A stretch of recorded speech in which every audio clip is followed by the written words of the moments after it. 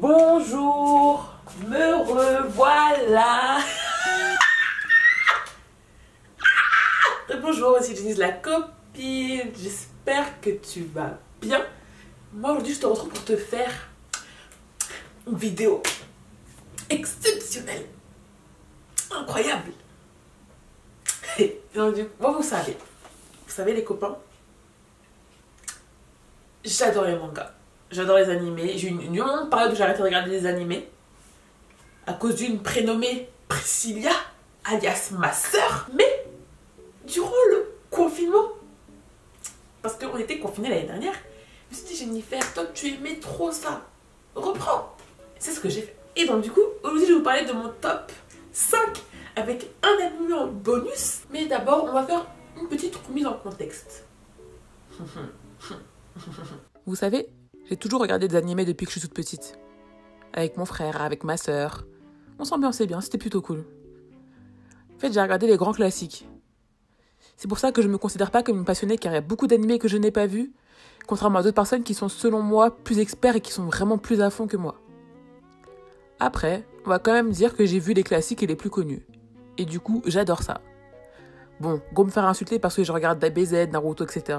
Mais c'est pas grave. Moi, je suis quand même contente de ce que j'ai regardé. Pour faire un peu une liste de ce que j'ai regardé auparavant, j'ai regardé Dragon Ball, les Dragon Ball Z, Naruto, Shippuden, One Piece, Bleach, Ranma 1/2, Enfer et Paradis, Nana, Sakura Chaussée de cartes, Vampire Knight, Fruit Basket, Nicky Larson, GTO, Détective Conan. Bref, j'en passe beaucoup. Les classiques, quoi. Bon, j'avoue que Shippuden et One Piece, j'ai pas fini. Et franchement, si je veux recommencer, j'aurai le temps de mourir et de revivre 4 fois. Actuellement, j'ai repris Bleach, mais ça m'a bien fait chier, donc j'ai fait une pause. Mais j'ai de nouveau repris à l'heure où je te parle. Et en fait, tout ça, ça a repris l'année dernière, durant le confinement, quand on était tous obligés de rester chez nous, à ne rien faire durant des jours et des jours entiers. Et je me suis donné un objectif. Comme j'avais pas école, je pouvais pas filmer de vidéos, etc., je me suis dit, bon, Jennifer, tu vas te mettre à jour sur les mangas les plus récents. Donc, j'ai regardé Death Note. Bon, c'est pas un récent, mais j'avais jamais pensé à le regarder, et franchement, Vous allez comprendre pourquoi je dis ça. J'ai également regardé Hunter x Hunter, la version de 2011, Assassination Classroom, My Hero Academia, Tokyo Ghoul et le fameux SNK. Et là, aujourd'hui, je suis là pour te présenter mon top 5 d'animés préférés. Les amis, après ce contexte pépite, je vais te parler de mon top 5. Et dans mon top 5, on va commencer par le bonus, car en fait c'est mon 6e, mais il faisait quand même partie de ce top 5, et c'est celui dont je vous ai parlé, c'est l'attaque des titans.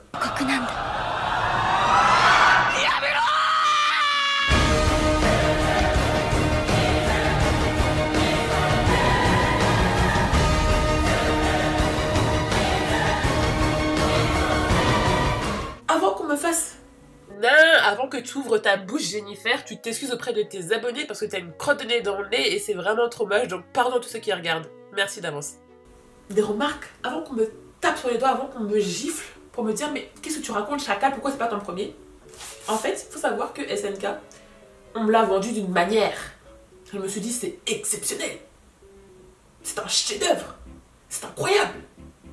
Et en fait, quand j'ai vu, j'ai fait mais attention, je dis pas que j'ai fait mais dans la manière dont en fait j'ai pas pu m'attacher au personnage, car en fait je savais très bien qu'ils allaient tous mourir. En fait, toi, on est tellement habitué à ce que tout le monde meurt qu'en fait t'arrives pas à t'attacher au personnage, et quand quelqu'un meurt, t'es en mode bah je le savais qu'il allait mourir, tu vois, enfin t'es pas touché. Mais pour moi, ce manga est un chef-d'œuvre dans le sens où l'intrigue, la manière dont l'histoire est écrite et la manière dont c'est amené est très très bien pensée. Donc pour moi, c'est le meilleur animé de tous les temps, parce que le premier, c'est moi qui choisis de le mettre en premier parce que et j'ai dans mon cœur, donc je suis pas objective du tout, mais dans le sens où SNK c'est une pépite dans la manière dont c'est écrit, dont c'est amené, tout est relié et tout. On va pas se mentir, ça fait partie des meilleurs mangas de tous les temps. Je connais pas une personne de mon entourage qui n'a pas aimé cet animé, et donc si c'est pas une personne qui a pas aimé, c'est que c'est pas normal. Si t'aimes pas l'animé, c'est que c'est pas normal. Je te jure, c'est pas normal si t'aimes pas l'animé. Donc je te dis les synopsis parce qu'en fait, je sais pas raconter. Donc je me suis munie de mon ordinateur et je vais te dire les synopsis de Wikipédia.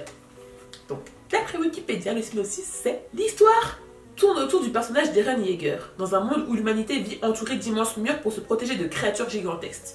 Les Titans. Le récit raconte le combat mené par l'humanité pour reconquérir son territoire. en éclaircissant les mystères liés à l'apparition des titans, du monde extérieur et des événements précédant la construction du mur. Oh, c'est juste ça. C'est trop nul. Comme... Ouais. Cet animé, il a cartonné de ouf. Genre la hype qu'il y a autour. Sur Twitter, les mèmes qui sortent. La saison 4. Une tuerie, les amis. Incroyable, je vous jure. Je vous en supplie, allez voir cet animé. J'ai pas envie de vous le vendre parce que moi, quand on me l'a vendu, j'étais grave déçue. Mais toutes les personnes à qui j'ai vendu l'animé, en tout cas la saison 4, du moins, ils ont tous kiffé de ouf. De ouf. Même, j'ai un pote, Julien, c'est pas du tout son délire, les mangas. Il a commencé l'attaque des titans, il est à fond. Il est à fond. C'est un shonen. Je pensais que c'était un seinen. J'aurais plutôt mis en seinen, parce que c'est pas un shonen, je suis désolée. Dans 5e position, je mets à égalité Nana. What begins as a chance encounter will change their lives. Well. Et Enfer et Paradis.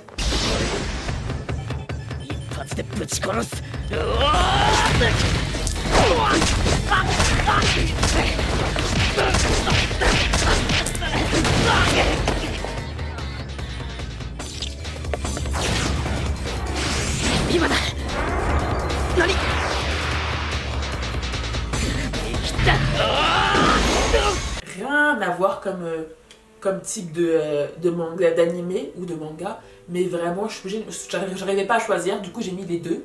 Comme ça je pouvais avoir dans mon top 5 quand même 5 mangas. Synopsis de Enfer et Paradis qui est un shonen il me semble. Soichiro Nagi et Bob Mikahara sont deux bagarreurs, habitués à faire régner leur loi par les points dans les établissements scolaires qu'ils fréquentent. Mais l'école dans laquelle ils sont transférés est spéciale. L'Académie Todo est un conservatoire des arts martiaux où chaque élève doit en pratiquer un. Ils rencontrent le club du Jukenbu dirigé par deux sœurs, Maya et Aya Natsume. Et mais go! Cette dernière tombe amoureuse de Soichiro évidemment, tandis que ce dernier souhaite affronter Masataka Takayanagi, membre du club qui le bat à pleine couture dans un moment de rage intense. Mais une nuit, Bob a sa moto brûlée et sa petite amie violée. Dans le manga, mais malmenée dans l'anime. Ah, ça je savais pas par contre. Par un certain Ryuzaki. Vaincus par ce dernier, ils se rendent alors compte qu'un puissant groupe, le club des exécuteurs, règne sur le campus et qu'ils auront besoin du soutien du club pour devenir assez forts. Eh mais ce manga, pourquoi y a pas... Cet animé méritait une suite. Et je vais faire une vidéo sur les animés qui méritaient une suite parce que franchement, ça là, ça avait un potentiel les gars. Franchement, l'opening de cet animé, incroyable. L'ambiance de cet animé, incroyable. Le dynamisme de cet animé est incroyable. C'est très vieux. C'est très très vieux. Ça date de 2004, je crois, la diffusion. Le manga date de 98, mais la diffusion du manga date de 2004. Donc ça va se voir. Après moi, comme j'ai été habituée à grandir avec des animés qui sont assez vieux, ça me choque pas. Et ça m'a plus choqué justement de voir des animés qui sont assez récents comme SNK, comme Hunter x Hunter ou My Hero Academia et tout. Mais vraiment, je te promets, cet animé est une pépite. Pépite. Pour Nana, ça aussi, ça méritait une suite, donc je ferai aussi une vidéo sur des animés qui méritaient une suite. Mais je pouvais pas parler de mon top sans parler de Nana, parce que Nana, ça a bercé mon enfance. Pas se mentir. Et donc je te garde le synopsis. Dans le Japon contemporain, deux jeunes femmes se rencontrent dans le train les conduisant à Tokyo. L'une va rejoindre son petite amie, tandis que l'autre va devenir chanteuse professionnelle. Inconsciemment, cette dernière est également à la poursuite de son petit ami parti faire carrière dans la musique 2 ans plus tôt. Leur destination n'est pas leur seul point commun car elles ont le même âge, 20 ans, mais aussi le même prénom, Nana. Elles se séparent finalement à la descente du train. Plus tard, elles se retrouvent par hasard alors qu'elles cherchaient toutes les deux un appartement. Trouvant avantageux de partager les frais de loyer, elles décident de vivre en colocation dans l'appartement 707. C'est une autre coïncidence car leur prénom Nana représente le chiffre 7 en japonais. Aussi différentes d'apparence que de caractère, Nana Osaki et Nana Komatsu vont se lier d'une profonde et fusionnelle amitié, se complétant et se soutenant mutuellement à travers les différentes épreuves qu'elles seront amenées à traverser. Moi, ce que j'ai kiffé dans cet animé, c'est qu'en fait, ça parle de la vie de tous les jours, en fait, plein de termes qui pourraient arriver dans la vie actuelle, que ce soit pour une fille ou un garçon. Ça parle de la relation, ça parle de l'amour, ça parle du travail, ça parle de la carrière, ça parle des rêves, de l'espoir, ça parle de plein de choses. Et cet animé est tellement bien amené que je me dis, c'est incroyable, vraiment incroyable. Moi j'aime la bagarre, j'aime les animés où il y a de la bagarre, j'aime quand il y a du sang, j'aime quand ça se tape, j'aime quand il y a des pouvoirs, j'aime quand c'est dynamique. Mais quand il y a des animés qui parlent de la vie de tous les jours, Je trouve que ça me touche plus parce qu'en fait c'est plus facile de se mettre à la place des personnages que dans un anime où il y a des pouvoirs et tout. Donc c'est pour ça que je le mets en 5e position parce que vraiment une pépite. J'ai vraiment beaucoup aimé Nana et ça méritait aussi une suite. On veut la suite. En 4e position, je mets l'anime Hunter x Hunter. You could end up serious. The Hunter exam isn't the time or the place for showing mercy. Promise you'll come home safe. Think you can do that for me? Yep, I sure can!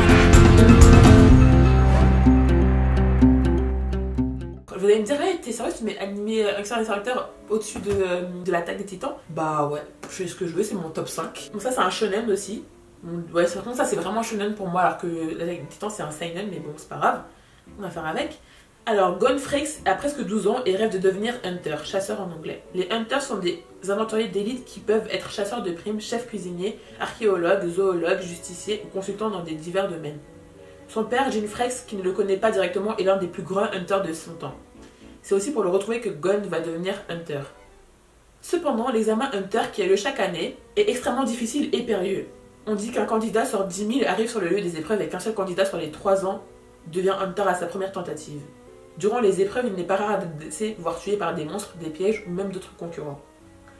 Au cours de cet examen, Gon va rencontrer différents personnages aussi bien amis qu'ennemis.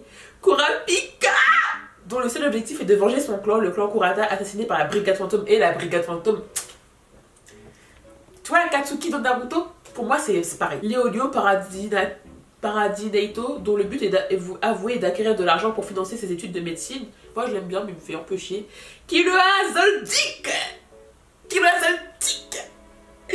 11 ans et demi, fils d'une famille d'assassins d'élite, la famille Zoldyck. Et ne souhaitant pas poursuivre la voie de sa famille qui participe à cet examen par simple amour du défi, Hisoka. On va en parler de lui parce que... dont la grande passion est le combat contre des guerriers très puissants ainsi que beaucoup d'autres. Ce que j'ai kiffé c'est la diversité des personnages. Genre moi j'aime pas quand c'est des trop jeunes qui se battent, je me dis c'est tellement pas réaliste. Moi j'aime bien quand c'est un peu réaliste quand même, tu vois. Mais quand il y a des pouvoirs, je vous ai dit, moi tu m'as. Killua, des cheveux blancs, tu m'as. Hisoka un peu chelou, tu m'as. Kurapika, vengeance, tu m'as. Non, je vous jure, moi cet animé, j'ai kiffé en mode de l'action, du combat, du dynamisme. Ils sont blessés. Il y a une évolution des personnages en mode ils progressent, tu vois. Une amitié entre Killua et Gon. Genre, non, il y a trop de choses qui vont. Bon, ça fait un peu enfantin parfois, on va pas se mentir. Mais vraiment, j'ai grave kiffé. Et l'arc que j'ai kiffé, c'est l'arc des Brigades Fantômes. Quand ils sont à la ville... la ville, je sais plus quoi, je sais plus c'est quoi le nom de l'arc. Attends, je vais voir ça tout de suite. Yorkshire City. Et mais cet arc, une pépite. Et après, il y a aussi l'arc Fourmilière. Elle était archi longue, elle m'a grave saoulée. Mais ça c'était de l'ambiance. Il y avait une pression, il y avait une tension. Et quand il y a mon personnage que j'ai kiffé qui meurt, je me suis dit, faut pas jouer avec le cœur des gens comme ça. Vous êtes sérieux?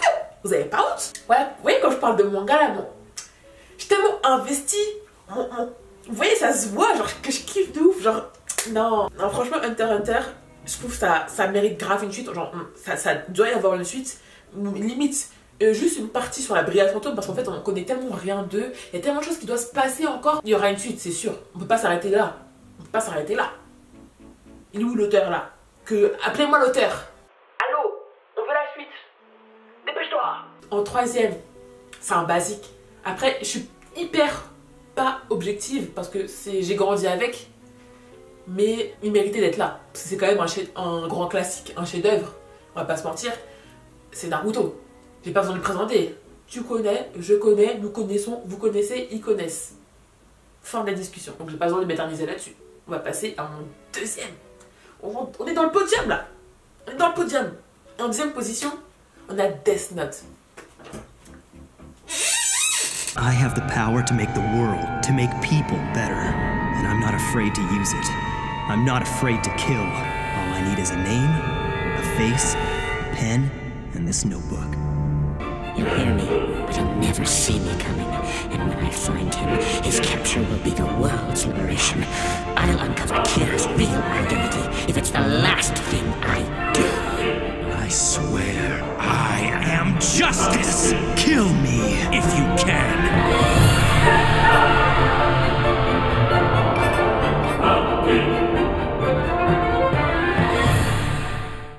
savez, cet animé, on me l'a vendu. Hein. Quand je vous dis on me l'a vendu, c'était même pas à la hauteur de mes espérances. Une pépite. Une pépite.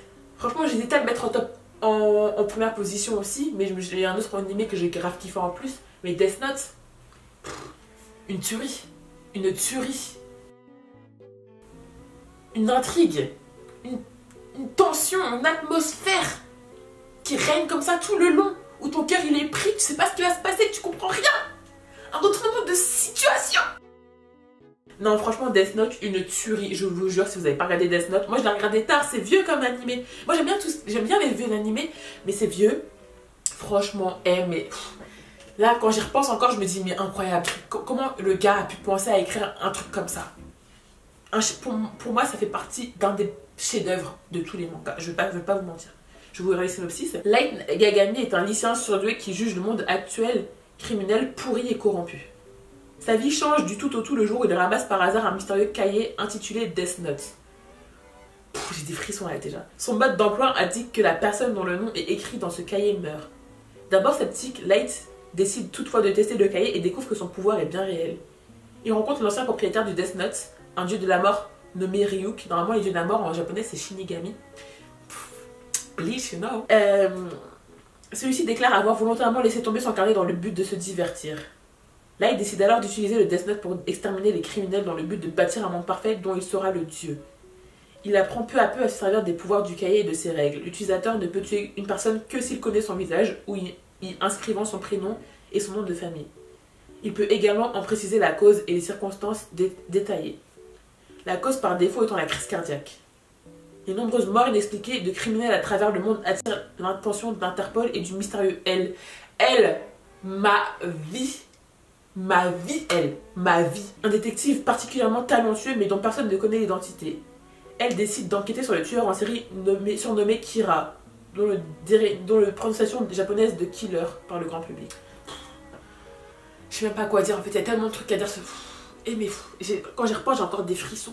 Je vous jure les gars, s'il vous plaît, si vous avez pas regardé Death Note, allez regarder. Pour moi, ça fait partie des meilleurs animés de tous les temps. La manière dont l'intrigue est amenée, l'intelligence des personnages, le combat entre elle et Light, un combat psychologique, il n'y a pas de pouvoir, il n'y a rien, ça pourrait tellement arriver dans la vie de tous les jours, ça arrive dans la vie de tous les jours, mais le combat psychologique, la recherche, la tension, les gars, je vous en supplie, si vous n'avez pas regardé Death Note, allez voir. Pour moi, c'est un des meilleurs animés de tous les temps. Il fait partie de mon top, Mais franchement, quand j'y repense, faut que je le regarde, c'est trop. Vraiment trop bien. Light, il est trop fort. Elle, il est trop fort. Ils sont Misa, l'autre cruche. Vraiment, je vous conseille très fortement de regarder Death Note. Et pour finir, par le gagnant du podium, la médaille d'or, le trophée. Météo. Monsieur Onizuka sera le professeur principal de la 3e 4. La 3e 4 a la réputation d'être la classe la plus turbulente de l'établissement et apparemment tous les cas difficiles sont rassemblés. Je suis professeur. Je vais vous dire les gars, je connais pas un seul professeur capable de tenir la dragée haute à la classe de 3e 4. Je vous préviens que je vais porter plainte. Vous n'allez pas vous en tirer aussi facilement. Je m'en foutrais, moi, des professeurs. Vous vous souvenez que vous êtes mes élèves, maintenant que ça vous arrange. Ça me gave d'avoir à vous faire le cours.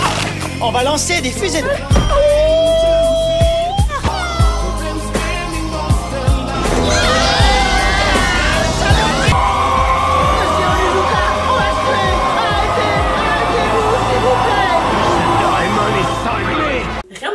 Mais moi, mes animés, ils ont rien à voir. Il n'y a aucune cohérence entre eux tous. Mais pour moi, ce shonen, qui devrait être un seinen aussi, mais bon, c'est pas grave, GTO est le meilleur animé de tous les temps. Pour moi. Toujours pour moi. On va pas commencer à se battre, à débattre dans les commentaires comme si cela est mieux que l'autre. Pour moi, GTO est le meilleur animé de tous les temps. Fin. Je vais te lire la synopsis. 1997. Eikichi Onizuka, 22 ans, célibataire et libre comme l'air, c'est de là où j'ai tiré mon intro de mes précédentes vidéos, est un jeune professeur au passé douteux qui est nommé pour son premier poste dans une classe difficile. Il montre rapidement une vision de l'enseignement totalement décalée avec les pratiques habituelles. Ses réactions anticonformistes et directes, souvent humoristiques, sont l'axe central de cette série. il va évoluer dans cette classe dont la spécialité est de faire craquer moralement les professeurs en tentant de le rallier peu à peu à sa cause. Dit comme ça, l'anime a l'air tellement nul. Mais en fait, comme je l'ai dit, j'aime bien quand c'est réaliste. Parce qu'en fait, t'as plus de facilité à t'imaginer à la place des personnages. Et cet animé, c'est à la fois hyper touchant, c'est à la fois hyper drôle. En fait, tu passes de tout, tu passes du rire aux pleurs. T'as grave des prises de conscience. Tu te dis putain, c'est vrai, il a raison. Comme non, ça parle de tellement de sujets, ça parle du harcèlement, ça parle du mal-être, de la confiance en soi, ça parle de tout en fait, ça parle de tout. Dit comme ça a l'air vraiment nul, mais c'est tellement drôle. C'est tellement drôle. Franchement, il n'y a pas un épisode où tu rigoles pas. Tellement il est bête, tellement il est touchant, tellement il est incroyable. Franchement, t'as un professeur comme ça, t'es content. T'es content. T'es trop content. Tu le kiffes. Par contre, on voulait une fin. On voulait une fin. On n'est pas d'accord. On veut pas une fin comme ça. Et je vous conseille, si jamais vous voulez regarder GTO, que vous n'avez jamais regardé GTO, qui est une abomination de votre part, c'est de le regarder en VF. Franchement, dit comme ça, vous allez dire, mais trop chelou, enfin pourquoi tu regardes en VF? Mais en fait, je pense que comme j'ai regardé quand j'étais petite en VF, je me suis dit, c'est trop bien. Et récemment, quand j'ai regardé en VSTFR, je me suis dit, ah, bizarre. Mais la VF est excellente. Et je connais pas une seule personne dans mon entourage qui m'a dit qu'il regardait l'animé en japonais. Parce que la VF est incroyable. La VF est exceptionnelle. Et c'est le seul animé que je regarde en VF. Parce que la VF est top.